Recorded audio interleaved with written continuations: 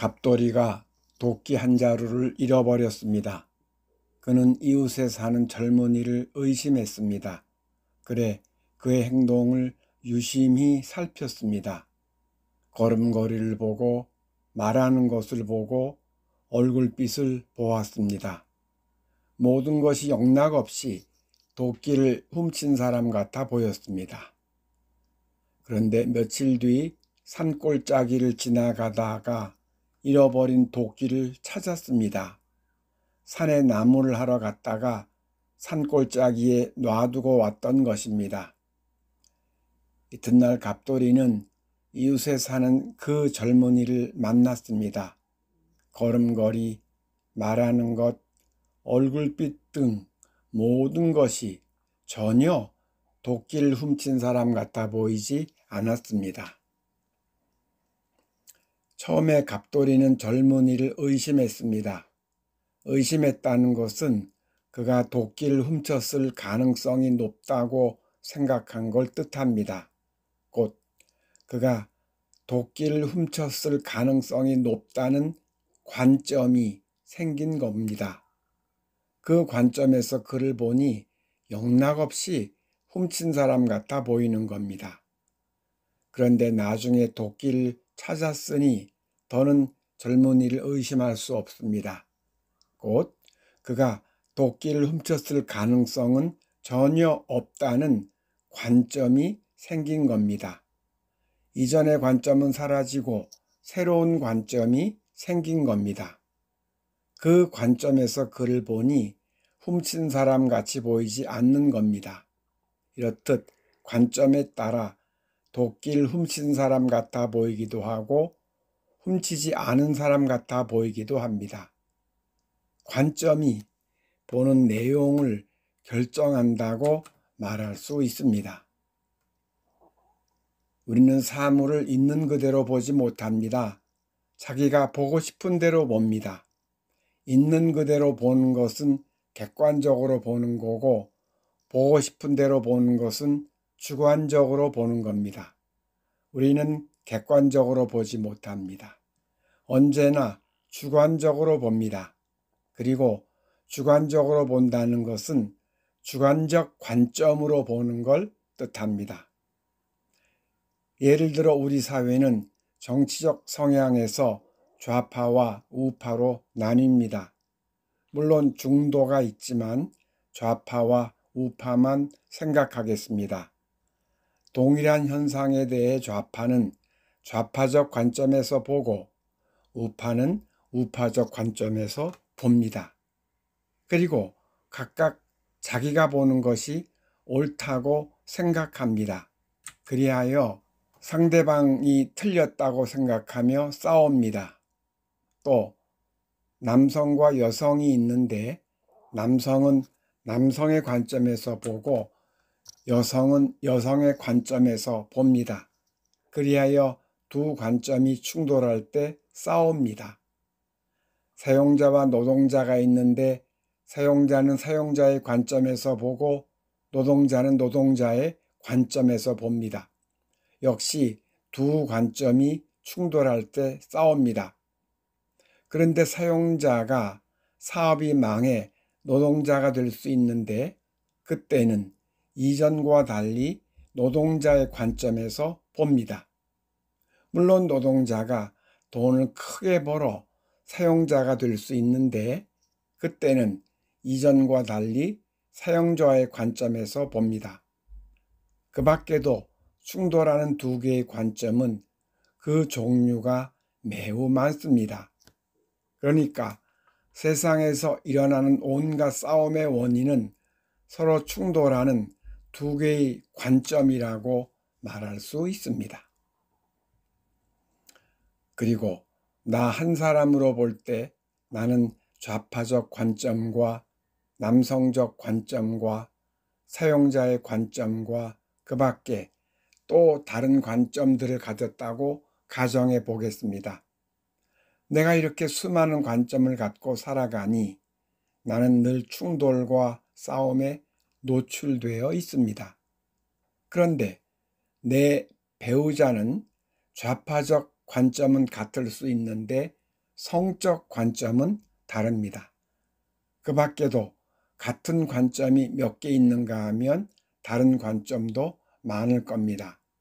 그 결과 배우자와 같은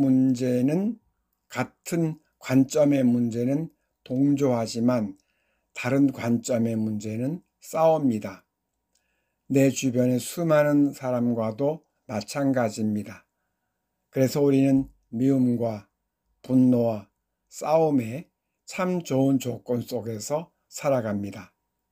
따라서 내가 가진 관점이 불행의 중요한 원인 중 하나라고 말할 수 있겠습니다. 이러한 다양한 관점을 한마디로 표현하면 세상의 관점입니다. 그리고 세상의 관점을 달리 표현하면 에고의 관점입니다. 에고의 관점이 지닌 중요한 특징은 서로 다름과 차이를 보는 겁니다. 그리고 그 다름과 차이에서 언제나 내가 가진 관점이 옳다고 생각합니다. 그래서 미움과 분노와 싸움이 일어납니다. 그런데 에고의 관점과 전혀 다른 관점이 있습니다. 그것은 하나님의 관점 혹은 성령의 관점입니다. 성령의 관점이 지닌 중요한 특징은 모두가 똑같음을 보는 겁니다. 따라서 내가 가진 관점이 옳다고 생각하지 않습니다. 그래서 미움과 분노와 싸움이 일어나지 않습니다. 또 에고는 누군가 나쁜 행동을 하면 그가 비난받아 마땅하다고 봅니다. 그리하여 그를 정죄합니다. 그런데 성령은 누군가 나쁜 행동을 하면 그가 사랑을 요청한다고 봅니다. 그리하여 사랑의 마음으로 그를 축복합니다. 에고는 나 자신에 대해서도 무의식 차원에서 죄인이라서 행복할 자격이 없다고 봅니다. 그러나 성령은 나 자신에 대해서 하나님의 고귀한 자녀라고 봅니다. 그래서 행복한 삶을 살아 마땅하다고 봅니다. 본문을 보십시오. 예수께서 세례를 받으신 직후 하늘로부터 음성을 듣게 됩니다. 너는 내 사랑하는 아들이다. 내가 너를 좋아한다. 예수님만이 하나님께서 사랑하신 아들일까요? 하나님은 예수님만 좋아하실까요? 아닙니다. 우리가 모두 하나님께서 사랑하시는 그분의 귀한 자녀입니다. 하나님은 우리 모두를 좋아하십니다. 따라서 예수님이 들으신 이 하늘의 음성은 우리 모두에게도 해당합니다. 예수님은 이런 말씀을 하셨습니다. 아버지께서는 악한 사람에게나 선한 사람에게나 똑같이 해를 떠오르게 하시고 의로운 사람에게나 불의한 사람에게나 똑같이 비를 내려주신다. 하나님은 모든 사람을 사랑하시는데 좀 더 자세히 말하자면 아무 차별 없이 똑같이 사랑하신다는 뜻입니다. 또 이런 말씀도 하셨습니다. 그분은 은혜를 모르는 자들과 악한 자들에게도 인자하시다. 바로 이것이 하나님께서 우리를 보시는 관점입니다. 그런데 형제가 나쁜 행동을 하는데 그가 사랑을 요청하는 거로 보라는 말이 낯설고 어색합니다. 주변을 보아도 대다수 나처럼 형제의 나쁜 모습을 정죄하며 살아갑니다. 아까와는 반대로 내가 우파라고 가정하겠습니다. 내 주변의 우파 사람들은 좌파를 보며 비난합니다. 내 주변의 여성들은 남성들의 모습을 보며 비난합니다. 내 주변의 노동자들은 사용자의 모습을 보며 비난합니다. 그런데 나만 전혀 다르고 낯선 길을 걷는 것이 마땅치 않습니다. 나와 뜻을 같이 하는 주변의 다수가 걸어가는 길에서 벗어나는 것은 위험해 보이기조차 합니다. 그래서 계속 그들과 같이 걸어가고 싶습니다. 그래도 괜찮습니다. 하지만 그것은 다수와 함께 넓은 문으로 들어가는 것입니다. 그리고 그 문으로 들어가면 구원을 만날 수 없습니다. 성령의 관점대로 세상을 보는 것은 소수입니다. 하지만 그 길을 걷기로 선택한다면 그것은 좁은 문으로 들어가는 것입니다. 그리고 그 문으로 들어가면 구원을 만날 수 있습니다. 선택은 여러분의 몫입니다. 하지만 하나님은 여러분이 좁은 문으로 들어가는 선택을 바라십니다. 에고의 관점이 아닌 성령의 관점으로 보기를 바라십니다. 정죄의 관점이 아닌 사랑의 관점으로 보기를 바라십니다. 2001년 9월 11일 미국 동부 상공을 비행하던 여객기 4대가 납치범에 의해 동시에 납치되었습니다.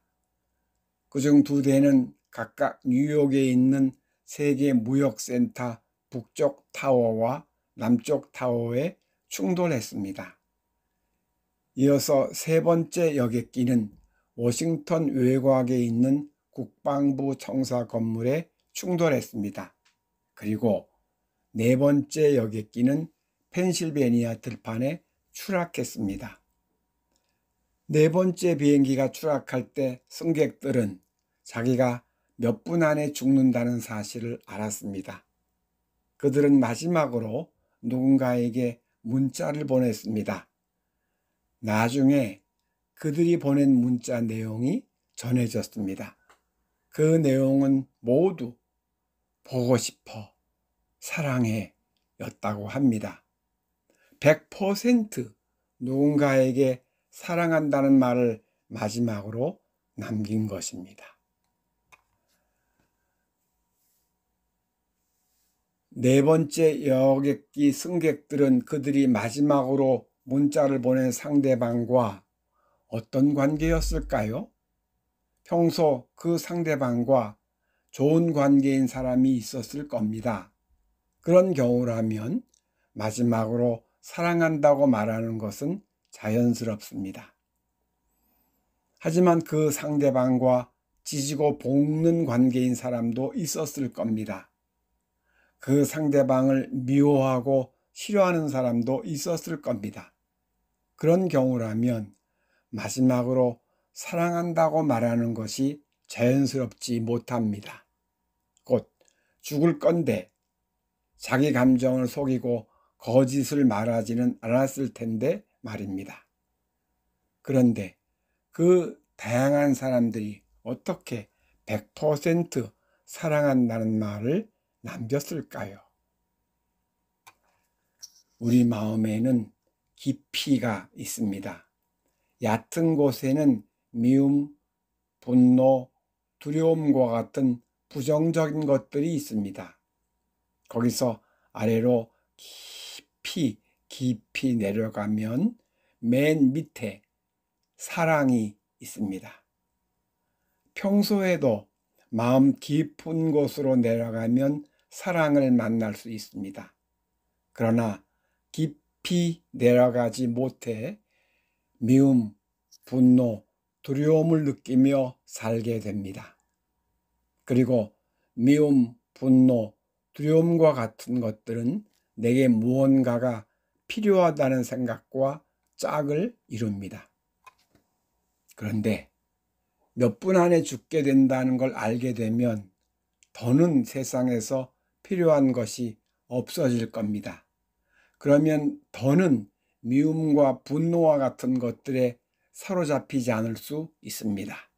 대신 사랑을 만날 수 있습니다. 그 사랑은 태초에 우리가 창조되었을 때부터 우리 안에 존재한 것으로서 세상을 살아가면서는 잘 만나지 못합니다. 그런데 갑자기 죽게 되니 어떤 힘이 자기 안에 있는 그걸 만나게 한 것 같아 보입니다. 그래서 여객기 안에 다양한 사람들이 100% 사랑한다는 말을 남기게 되었을 거로 보입니다. 우리는 지금 죽음을 향해 내려가고 있습니다. 곧 추락하는 비행기 안에 있는 겁니다. 우리에게 남은 시간은 각자 다르지만 조만간 죽음을 맞게 되는 것은 기정사실입니다. 그런데 이렇게 천천히 죽음을 향해 내려가면 우리 안의 사랑을 만나지 못하고 죽을 수도 있습니다.